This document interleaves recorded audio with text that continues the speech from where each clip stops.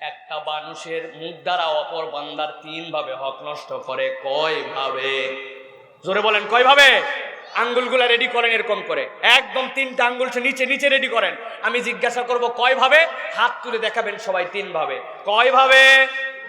সবার হাত ওঠে নাই, আবার রেডি হন। কয় ভাবে? কথা দিয়ে আরেক বান্দার হক এক বান্দা কয় ভাবে নষ্ট করে? কয় ভাবে? মুখস্থ করে নেন। এই দেখছেন বাচ্চাটার স্পিড ভালো আছে, এখান থেকে সিগন্যাল 3 ভাবে, গরম লাগায় দিছে পুরা। প্রিয় ভাইয়েরা, এই যে জবান দিয়েছেন তিনি কে? জোরে বলেন কে? এটা যে কত বড় নিয়ামত জানেন? আল্লাহ রাব্বুল আলামিন বলছেন ওয়ালিল্লাহি আসমাউল হুসনা, নিশ্চয় আল্লাহ রাব্বুল আলামিনের সুন্দর সুন্দর নাম আছে। মুফাসসিররা ব্যাখ্যা করছেন আল্লাহর নাম 99টার কথা হাদিসে এসেছে, তবে আল্লাহ রাব্বুল আলামিনের জাতের নাম হচ্ছে আল্লাহ, কিন্তু এই জাতের নামের আরেকটা নাম হচ্ছে রহমান। সুবহানাল্লাহ বলেন। আমার আল্লাহ বলছেন আর রহমানু আল্লামাল কুরআন খলাকাল ইনসানা আল্লামাহুল বায়ান।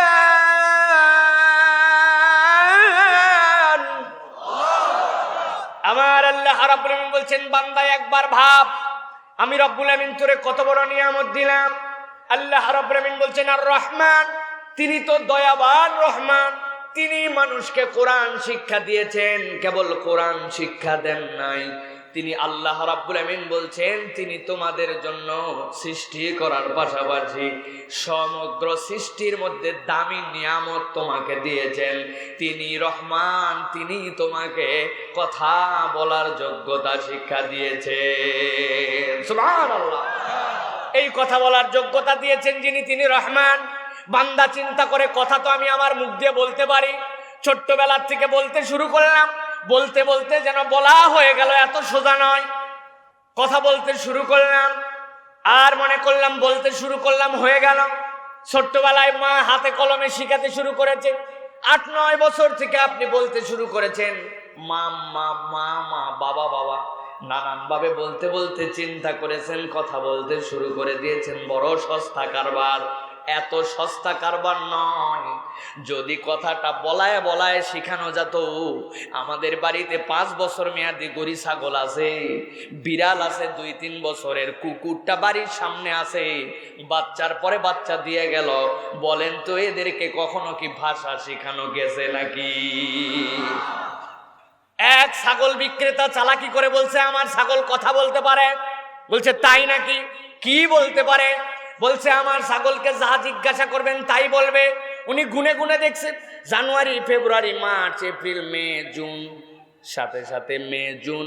জিজ্ঞাসা করছে বলতো ছাগল জুন মাসের আগের মাসের নাম কি? ছাগল বলছে মে।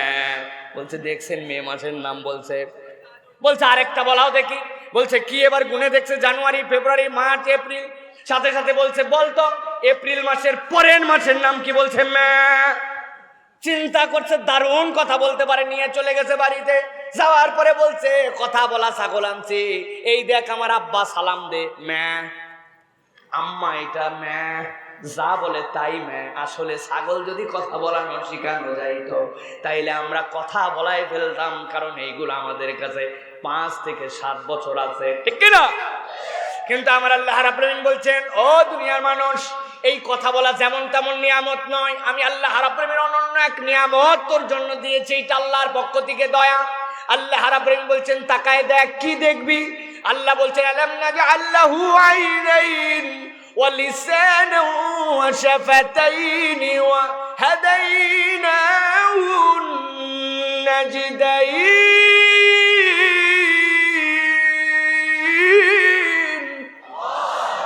আমার আল্লাহ বলছেন তাকায় দেখ, আমি রব্বুল আমিন তোর জন্য 2টা চোখ দিলাম। ওই 2টা চোখ দিয়ে দেওয়ার পর আল্লাহ বলছেন তাকায় দেখ বান্দা, আমি রব্বুল আমিন তোর জন্য একটা জিহ্বা দিলাম আর 2টা ঠোঁট তোকে দান করলাম। এইটা যেমন তেমন নিয়ামত নয়।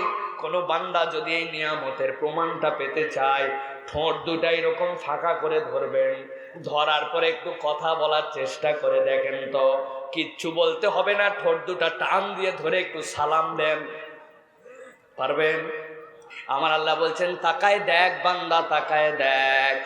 আলাম নাজআল লাহু আইনাইনি ওয়া লিসানান ওয়া শাফাতাইন।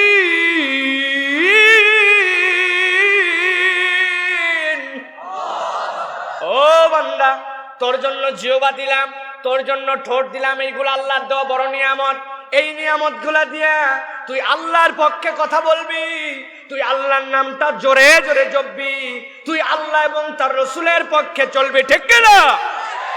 সুতরাং এই নিয়ামত যে রব্বুল আমিন আপনাকে আমাকে দিয়ে অনন্য বানালেন, সেই রব্বুল আমিন আপনাকে আমাকে দুনিয়াতে কথা বলার যোগ্যতা দিয়ে হাইওয়ানের নাকের বানায় দিলেন।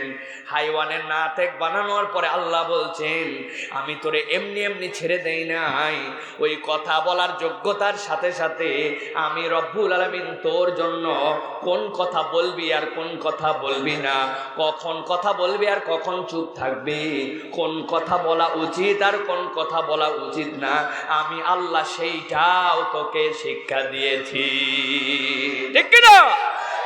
প্রিয় মুসলমান, আজকে আমরা আলোচনা করার জন্য চেষ্টা করব আল্লাহ রাব্বুল আমিন আপনাকে আমাকে যে কথা বলার যোগ্যতা দিলেন, রব্বুল আমিন আপনাকে আমাকে যে কথা বলা শিখালেন, এর যে নিয়ম কানুন আল্লাহ দিয়েছেন, এই নিয়ম কানুনগুলা কোরআনুল কারীমের মধ্যে 10টা 12টা নিয়মের কথা আল্লাহ বলেছেন।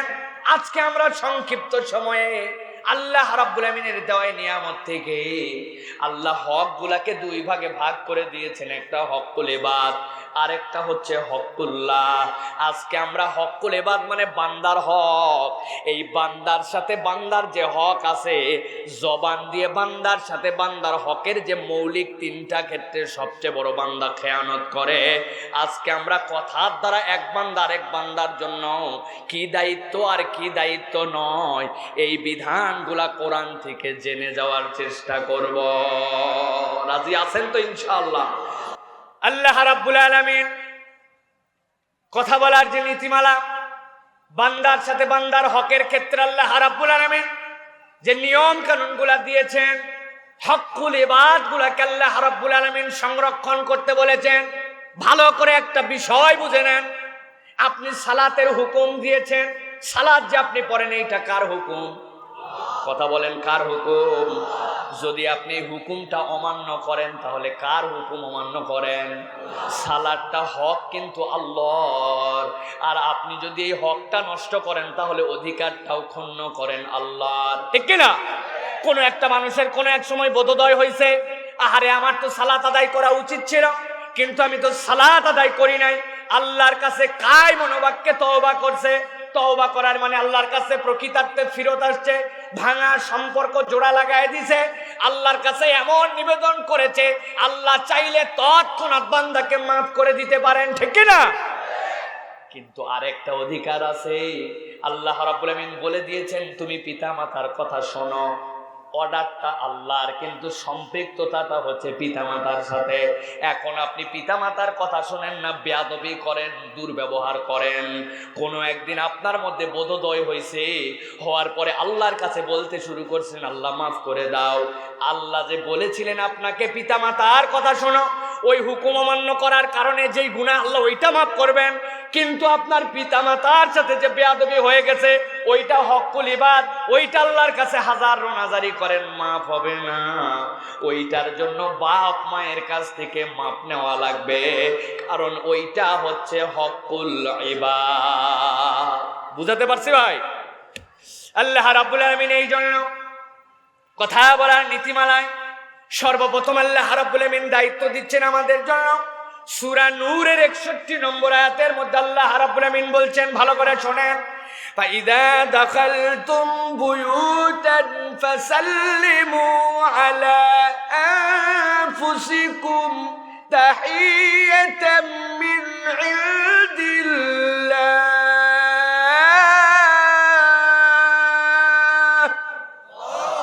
আমার আল্লাহ রাব্বুল আলামিন বলছেন, ও দুনিয়ার মানুষ, আমি একজন মানুষের সাথে আরেকজন মানুষের অধিকার এইটা দিলাম, সেই আল্লাহ তোমাকে জবান দিলেন, দায়িত্ব দিয়ে দিলাম, রসুল আপনি আপনার উম্মতকে জানাই দিয়ে রাখেন, কি দায়িত্ব দিলাম? আমার নবী বলতেছেন দায়িত্ব দিলাম, ফাইদা দাখালতুম বুয়ুতান ফাসাল্লিমু আলা আনফুসিকুম, যখন তুমি তোমার গৃহে প্রত্যাবর্তন করো, যখন কারো গৃহে ঢুকতে চাও, নিজের ফ্যামিলির কাছে ফেরত চলে আসো, আমি আল্লাহ তোমার জন্য দায়িত্ব দিলাম, ফাসাল্লিমু আলা আনফুসিকুম, তুমি অবশ্যই অবশ্যই তোমার পরিবারকে আগে সালাম দিবে। কি দিবে? অনেকেই চিন্তা করছেন হুজুর এটা আবার কি ওয়াজ? সালাম দিবে তো আমরা সবাই জানি, আল্লাহ রাব্বুল আলামিনও জানেন সালাম দিবে বান্দারা, কিন্তু আল্লাহ রাব্বুল আলামিন এই কথাটা কেন বললেন? আল্লাহ রাব্বুল আলামিন নিজে এরপরে তিনটা শব্দে তিনটা ব্যাখ্যা দিচ্ছেন, গভীর মনোযোগে বোঝেন। আল্লাহ রাব্বুল আলামিন বলছেন, বান্দা তুই যে তোর মুখ দিয়ে সালামটা দেস, কখনো ভেবে বসিস নাই সালামটা তোর মুখের কথা, কিন্তু বান্দা জেনে রাখ এই কথাটা তোর মুখ দিয়ে উচ্চারিত হয়, কিন্তু এই সালামটা আল্লাহ রাব্বুল আলামিনের কথা, আল্লাহর কথাটা আল্লাহ বান্দার মুখ দিয়ে বের করে দেন। আল্লাহ বলছেন এইটার কিছু না, তাহিয়াতাম মিন ইনদিল্লাহ, এটা আল্লাহর পক্ষ থেকে বান্দার জন্য একটা গিফট, আল্লাহর পক্ষ থেকে বান্দার জন্য একটা বিশাল বিশাল হাদিয়া। সুবহানাল্লাহ। এবার চলেন বান্দার হকের জন্য আল্লাহ রাব্বুল আলামিন দ্বিতীয় নির্দেশনা দিচ্ছেন। সূরা কফ 18 নম্বর আয়াত, আয়াতে কারিমার মধ্যে আল্লাহ রাব্বুল আলামিন বলছেন, মা ইয়ালফিযু মিন কওলিন ইল্লা লাদাইহি রাকীবুন আতীদ।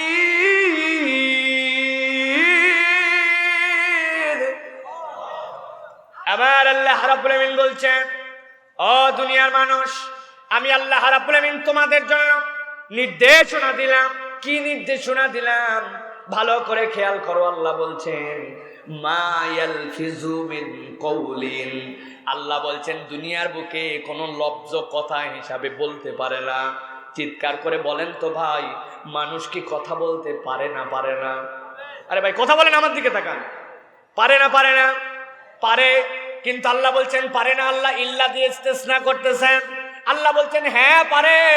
কোন পর্যন্ত পারে? লাদাইহি রাকীবুন আতীদ,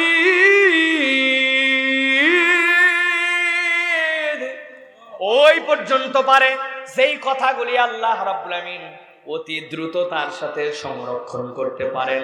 তার মানে আল্লাহ যেই কথাগুলাকে সংরক্ষণ করতে পারেন, আল্লাহর সংরক্ষণের বাইরে কিছুই নাই। আল্লাহর যা বান্দা কথা বলে সব কথাগুলা সংরক্ষণ করার ক্ষমতা আছে, ঠিক কি না? এই আয়াত আমাদের জন্য বড় হুমকি। একটু ভালো করে খেয়াল করেন। আল্লাহ রাব্বুল আলামিন যদি এখানে বলতেন মা ইয়ালফিযু মিন কওলিন ইল্লা লাদাইহি রাকীব, নিশ্চয় তোমার রব তোমার কথার সংরক্ষক যথেষ্ট হয়ে যেত, কিন্তু আল্লাহ রাব্বুল আলামিন রাকীবের সাথে আতীত শব্দ ব্যবহার করেছেন। আতীত মানে হচ্ছে অতি তৎপর। বলেন আতীত মানে কি? অতি তৎপর মানে কি? এক সময় 10 বছর আগে যদি মানুষ বলতো আমার ছেলেটা থাকে সৌদি আরবে, এমন একটা যন্ত্র থাকবে, আমি এরকম করে তাকাবো, আমার ছেলেকে দেখবো, আমারেও দেখবে আর কথা বলবো, মানুষজন বলতো তোর মাথা নষ্ট হয়ে গেছে বেটা, পাবনায় ভর্তি হয়ে যা, ঠিক কিনা? দেখে দেখে বলে আবার কথা বলে, পাগল নাকি রে, বলতো কিনা? কিন্তু আজকে সেটা বাস্তব হয়ে গেছে। তার মানে প্রযুক্তি আগায় গেছে। এক সময় ছিল আপনার কাছে বাটন মোবাইল, সেখান থেকে 2G, 3G, 4G, এখন 4.5G, 5G হয়েছে কিনা? আমার আল্লাহ বলছেন বান্দা তোর প্রযুক্তি যত আগাবে তার সামনে রব্বুল আমিনের প্রযুক্তি থাকবে, তোর মুখ দিয়ে যা উচ্চারণ করিস সবগুলি সংরক্ষণ করার ক্ষমতা রাখে আল্লাহ, ঠিক কিনা? আমি আল্লাহ তোমার প্রত্যেকটা মানুষের জন্য বললাম মা ইয়ালফিযু মিন কওলিন ইল্লা লাদাইহি রাকীবুন আতীদ।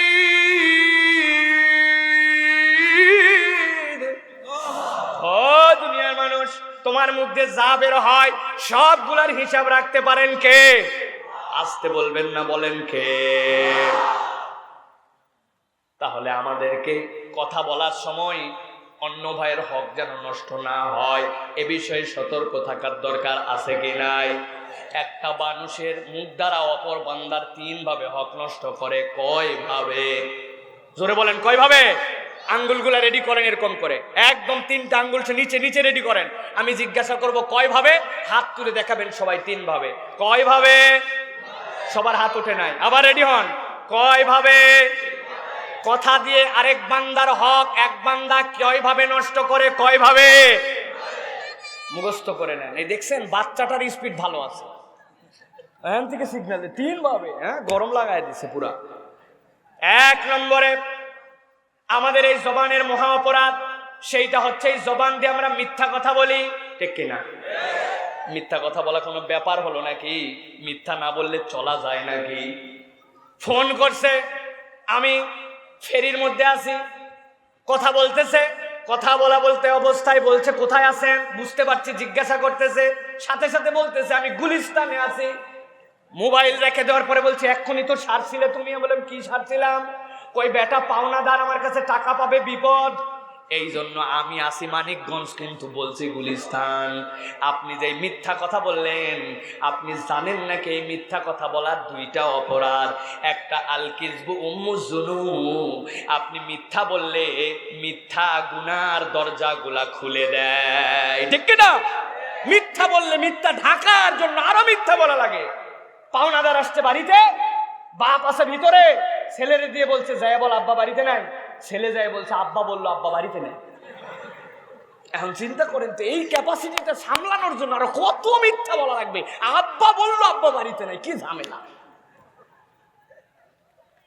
আর দ্বিতীয় অপরাধ মিথ্যার, হাদিসের মধ্যে আসছে মুখ দিয়ে আপনার দুর্গন্ধ বের হয়, ফেরেশতা আপনার থেকে চলে যায়। কয় আন্দাজি পেপসোডেন্ট দিয়ে মারছি, ম্যাজিক টুথ পাউডার, মুখের দুর্গন্ধ নাই, জোরসে বলো।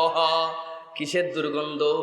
আপনি বুঝতে পারেন না, কিন্তু যখন মিথ্যা কথা বলি আমরা, মুখের দুর্গন্ধে আল্লাহর ফেরেশতারা দূরে চলে যায়। সুতরাং জবান দিয়ে যদি আমরা মিথ্যা বলি, দেখতে পাই না কিন্তু এটা তাসির আছে, দোয়া কবুল হয় না, আমলগুলো আল্লাহর কাছে পৌঁছায় না, নিজের জীবনের বরকত কমে যায়। সুতরাং জবানের হক নষ্ট করি, যেইটা 1 নম্বর মিথ্যা কথা বলা যাবে না।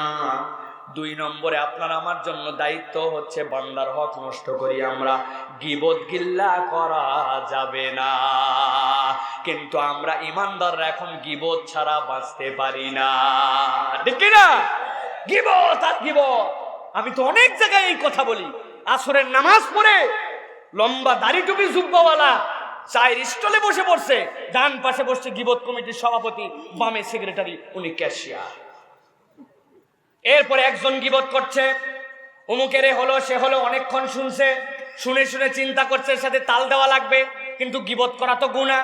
এই জন্য শরীয়তের পদ্ধতি বেছে নিয়েছে, হালাল গীবতের তরিকা আনছে, বলতেছে আসলে এই কথা বলা উচিত না, না বলেও পারি না, আল্লাহ মাফ করুক বলে শুরু। আছে কি না? কি তরিকা বানাইছে, চিন্তা করছেন উনি বিরাট আল্লাহওয়ালা, এই জন্য বলছে এরকম কথা বলা উচিত না, না বলেও পারি না, আল্লাহ মাফ করুক বলে সাথে সাথে উনি ভিটামিন শুরু। এইরকম গীবত করনেওয়ালা নামাজি আমাদের সমাজে আছে কি না? আছে। আবার কি আমরাই? বাবা আছে কোন আমি গীবত তো আমাদের কাছে এখন লবণ, বিট লবণ, বাদামের সাথে খাওয়ার জন্য স্বাদ। আমাদের সব সময় গীবত লাগে। ভালো করে মনে রাখবেন, মিরাজের রজনীতে আল্লাহ নবী গেলেন, আল্লাহ জাহান্নামের ডেমনস্ট্রেশন দেখালেন। নবীজি দেখলেন একদল লোকের হাতের মধ্যে আল্লাহ পিতলের নখ লাগাই দিয়েছেন, নিজের চেহারাটা আশ্রায় আশ্রায়, বুকটা আশ্রায়, গোস্ত তুলে ফেলতেছে।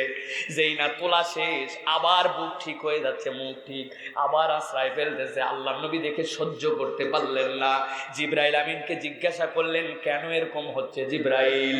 আল্লাহর নবীকে জিবরাইল বললেন এরা আপনার সেই উম্মত যারা ঈমানদার ছিল কিন্তু পরনিন্দা পর ভাইয়ের পিছনে করত, গীবত করার কারণে এই শাস্তিটা দেওয়া হবে, আপনার উম্মতকে আপনি জানায়া দিয়ে। আল্লাহু আকবার। তাহলে গীবত করা যাবে? 3 নম্বরে মুখের অপরাধ 3 নম্বরে যেটা আমাদের জন্য, প্রথমটা মিথ্যা, দ্বিতীয়টা গীবত, 3 নম্বরটা গালি। 3 নম্বরটা কে? মুখ আছে যেখানে গালি আছে সেখানে। বলে কি না? বলেন কি না?